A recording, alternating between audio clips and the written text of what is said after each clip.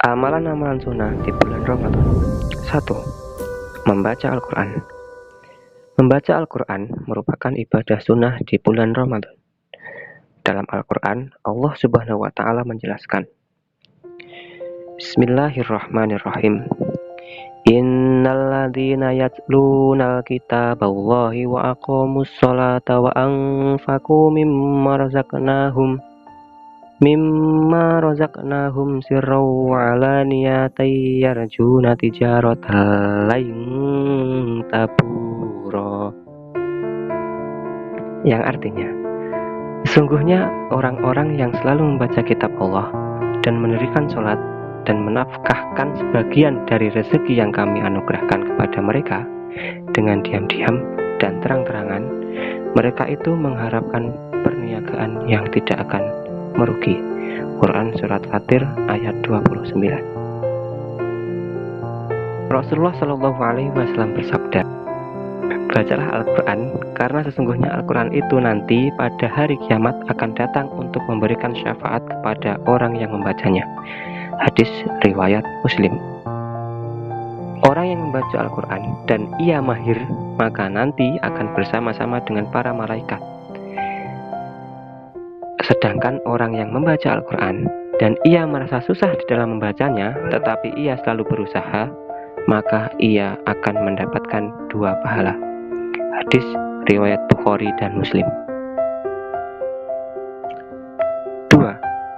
Memperbanyak sedekah.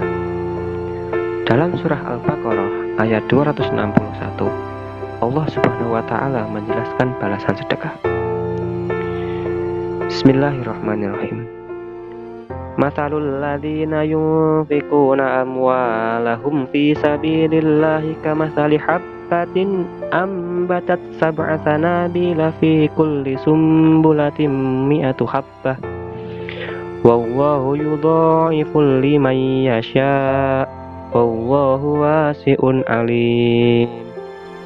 Yang artinya,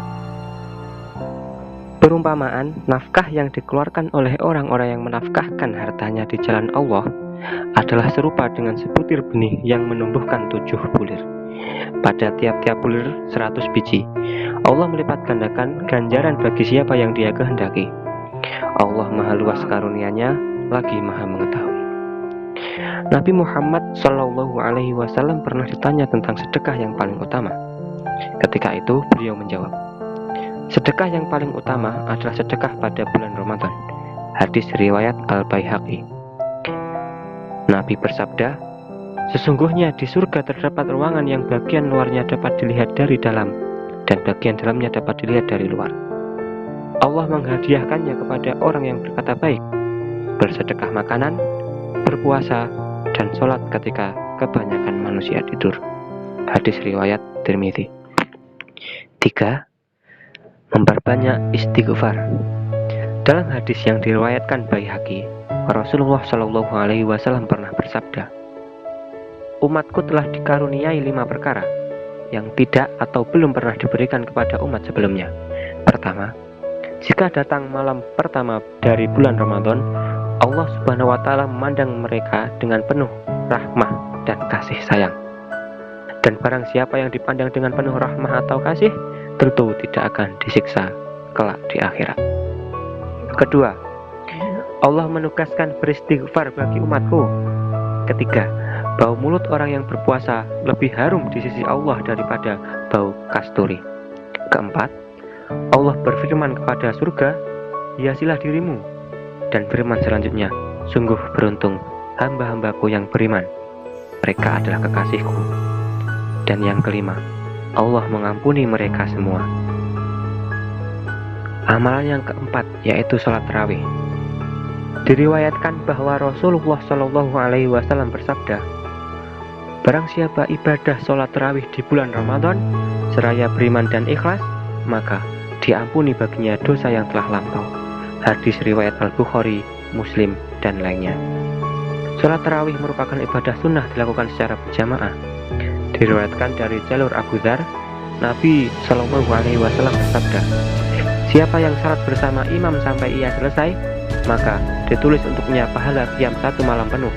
Hadis riwayat Ahmad Tirmidzi.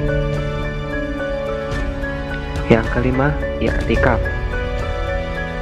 Bismillahirrahmanirrahim. Wa ahidna ila Ibrahim wa Ismaila an tahhira baitiya lit-ta'ifin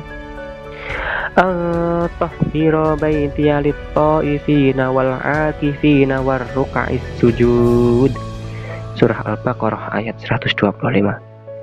Dan telah kami perintahkan kepada Ibrahim dan Ismail, bersihkanlah rumahku untuk orang-orang yang tawaf, yang iktikaf, yang ruku, dan yang sujud. Biasanya Nabi Shallallahu Alaihi Wasallam beriktikaf pada 10 malam akhir Ramadan sampai Allah wafatkan. Kemudian istri-istrinya beriktikaf setelah itu. Yang keenam, umroh. Dari Ibnu Abbas radhiyallahu anhuma, ia berkata bahwa Rasulullah Shallallahu Alaihi Wasallam pernah bertanya pada seorang wanita, "Apa alasanmu sehingga tidak ikut berhaji bersama kami?" Wanita itu menjawab, "Aku punya tugas untuk memberi minum pada seekor unta, di mana unta tersebut ditunggangi suami dan anaknya. Kita meninggalkan unta tadi tanpa diberi minum. Lantas, kamilah yang bertugas membawa air pada unta tersebut." Lantas Rasulullah Shallallahu Alaihi Wasallam bersabda, "Jika Ramadan tiba, berumrahlah saat itu, karena umrah Ramadan senilai dengan haji." Hadis riwayat Bukhari nomor 1182 dan Muslim nomor 1220. 7. Menyegerakan berbuka. Dianjurkan untuk menyegerakan berbuka puasa. Dalam sebuah hadis qudsi, Rasulullah Shallallahu Alaihi Wasallam menegaskan firman Allah, "Sesungguhnya hamba-hambaku yang paling kucintai ialah yang lebih menyegerakan berbuka puasa." Hadis riwayat Ahmad dan Tirmidzi. Dalam hadis yang diriwayatkan Sahal bin Sa'ad radhiyallahu anhu juga dijelaskan bahwa Rasulullah Shallallahu Alaihi Wasallam bersabda, "Senantiasa manusia berada dalam kebaikan selama mereka menyegerakan buka puasa." Hadis riwayat Bukhari Muslim. Dan yang lebih utama adalah berbuka dengan beberapa kurma dan sedikit air, kemudian sholat maghrib, kemudian makan makanan jika menginginkan. Yang ke-8, mengakhirkan sahur. Dalam sebuah hadis yang diriwayatkan oleh Ahmad, Rasulullah Shallallahu Alaihi Wasallam bersabda, "Umatku berada dalam kebaikan selama menyegerakan berbuka dan mengakhirkan sahur."